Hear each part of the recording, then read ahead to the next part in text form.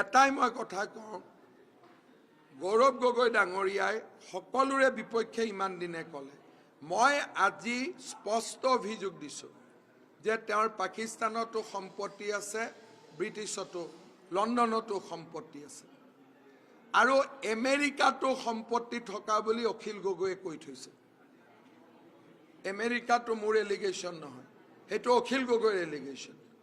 মোৰ clear allegation হৈছে যে ইলেকশ্যন কমিশ্যনক দিয়া আপোনাৰ এফিডেভিটত পাকিস্তানৰ ট্ৰেনজেকশ্যন আপুনি দিব লাগে। মই অভিযোগ দিছোঁ আৰু দায়িত্বত থাকি মই অভিযোগ দিছোঁ। মই মুখ্যমন্ত্ৰীৰ চকীত থাকি মই কৈছোঁ যে গৌৰৱ গগৈৰ পাকিস্তান আৰু লণ্ডনত দুইটা জাগাতে তেওঁৰ পত্নীৰ নামত প্ৰপাৰ্টি আছে, যিটো তেওঁ ইলেকশ্যন কমিশ্যন এফিডেভিটত দেখুওৱা নাই।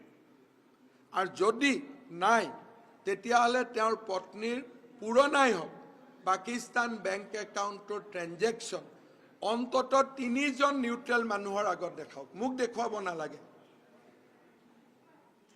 নিতুমণি শইকীয়া, মৃণাল তালুকদাৰ আৰু প্ৰশান্ত ৰাজগুৰু, মোক নালাগে।